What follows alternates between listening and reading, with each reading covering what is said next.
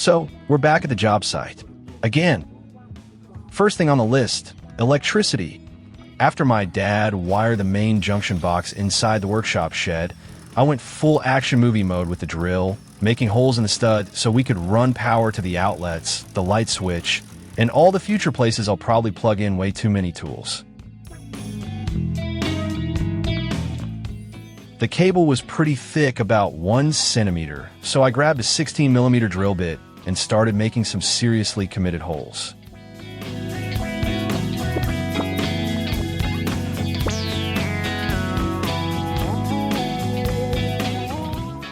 At the top of the wall, where the cable was supposed to go through and out the front of the top plate, I had to drill one hole going down and one going sideways, hoping they'd meet in the middle.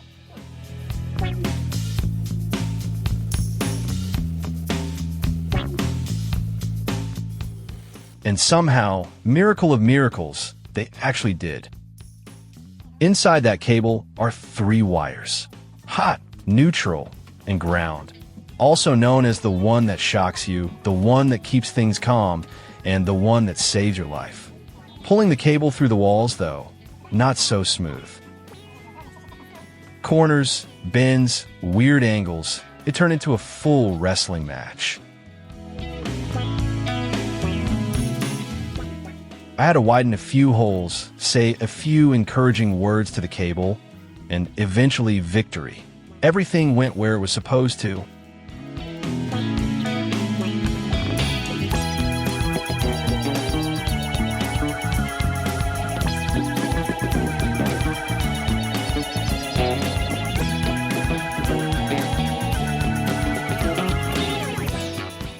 On the other side, we ran a 2-wire cable, hot and neutral.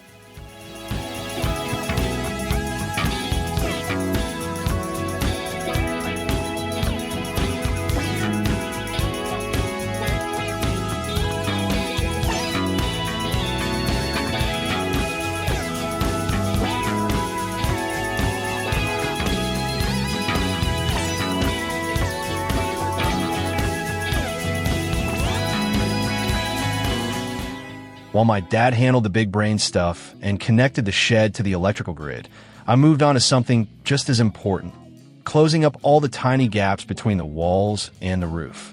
Turns out, every opening was just a little smaller than a 2x4, which meant I had to cut every single piece by hand.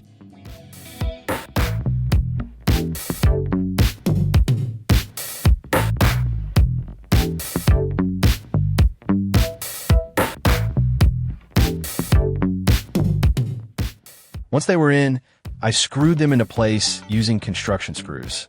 And naturally, the screws were exactly the same length as the wood, meaning I had to drill deep just to make them fit.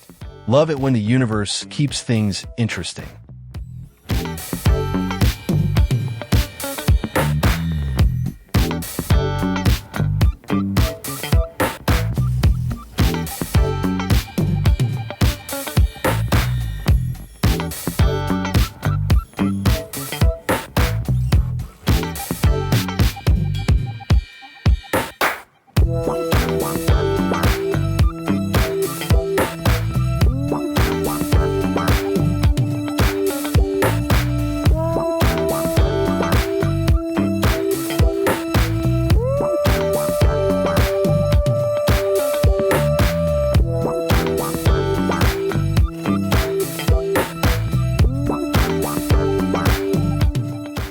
Off camera, we also tied the roof into those pieces, and by the time I wrapped that up, my dad finished hooking up the power. Not all the outlets were live yet, but still.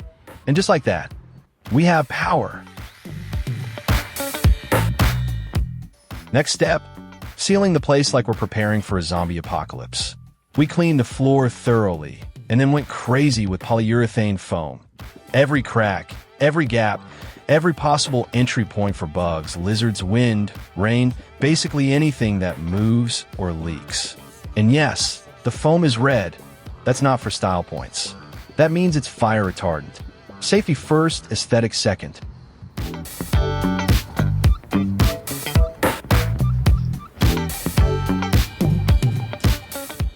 After lunch, The foam had puffed up like bread dough on steroids. So I grabbed a knife and trimmed it all down.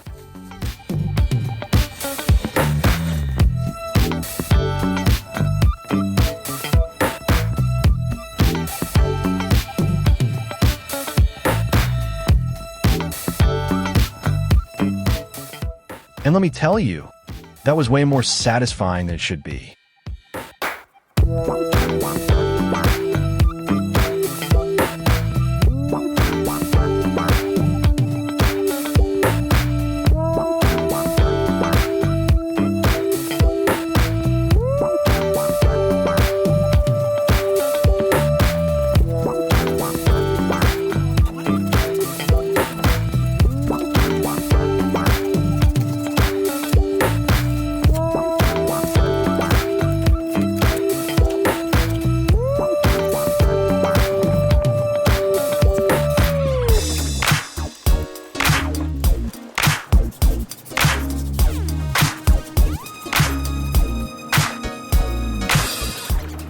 Meanwhile, my dad was back in electrician mode, hooking up the light switch and the fixtures. And once it got dark, we were ready for the big moment. He flipped the breaker. I stared at the lights, and suddenly, we had light. Real light. 2 fixtures lighting up the whole shed, officially turning it from construction zone into almost a real place.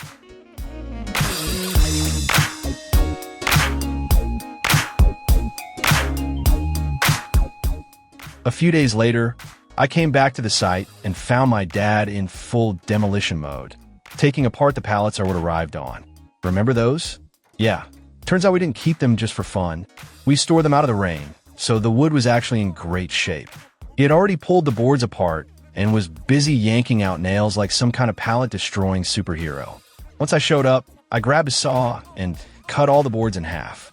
These things were over 4 meters long, and there was no way they were making it up 5 floors in one piece. And this isn't just random wood. These boards are about to become the future doors of the workshop shed. So, no pressure. After stacking everything into nice little piles, I carried the boards up to the roof. Leg day completed. Then it was time for the window.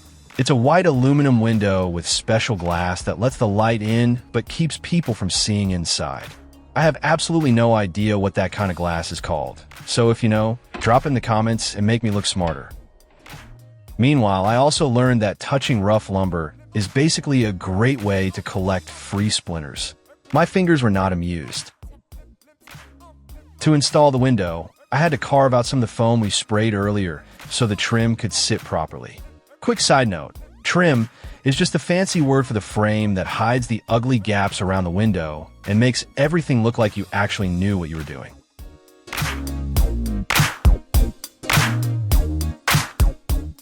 After cutting away the pink foam, I test fit the window, and shockingly, everything lined up perfectly.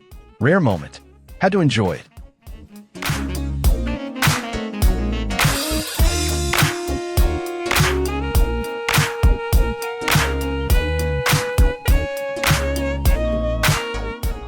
Then my dad went absolutely wild with the sealant.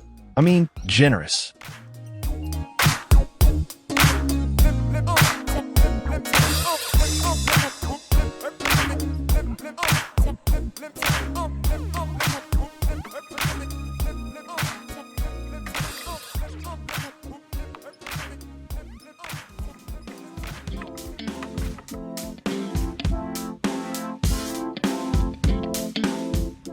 I followed behind him and smoothed it all out like I was icing a very expensive cake.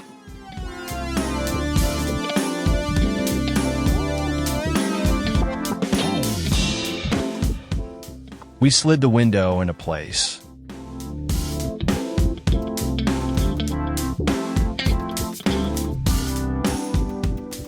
With a few solid pushes and some decent pounds, clamped it down and screwed it straight through the aluminum frame into the studs with self-tapping screws.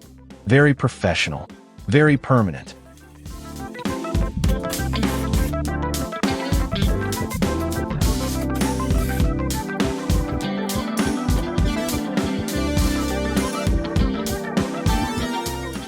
My dad installed the window panels, and that's when we noticed something was off. The window was a little crooked. Not Pinterest fail crooked, but enough to bother you forever.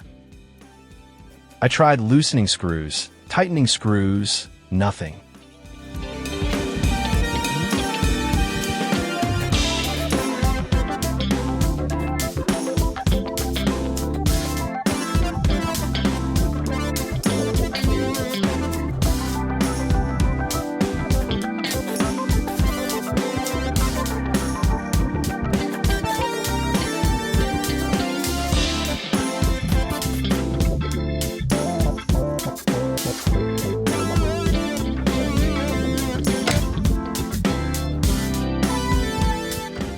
And then, plot twist, we found a tiny hidden screw at the bottom of the window.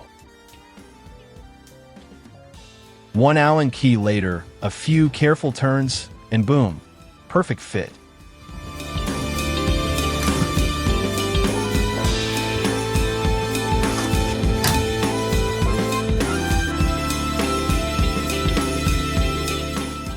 Next mission, the shed doors. Remember those pallet boards? Yeah.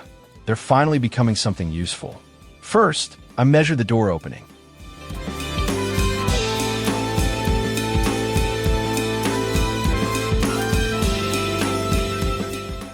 Then I measured the boards. Each board was 10 centimeters wide. The opening was 1 meter, which meant the doors had to be a bit wider, just to be safe. Cue some serious math skills. Calculator was emotionally involved.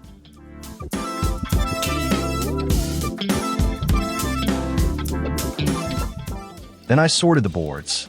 Good ones. Bad ones. Broken ones. Why do you even exist ones?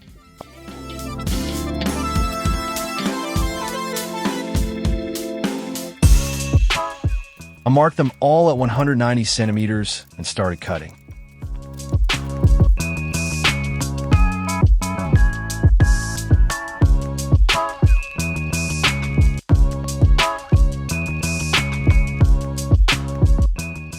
I set up a temporary workbench, plugged my jigsaw into our brand new electricity, still proud of that, and went to town.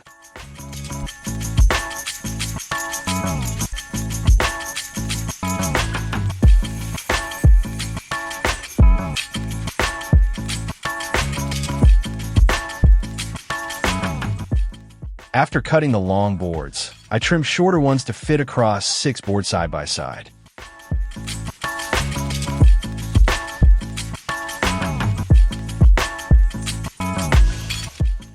Then I assembled everything.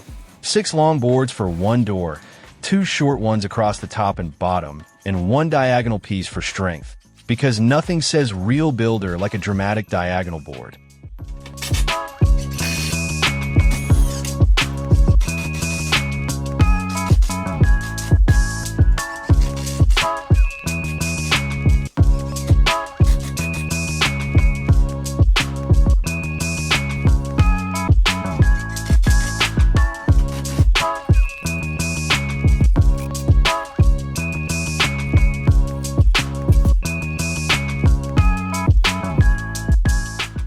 And just like that, we had barn doors. Well, almost. I finished 1 door, started the second, and then ran out of screws. So yeah, classic ending. Oh well, I guess we'll get back to working on that.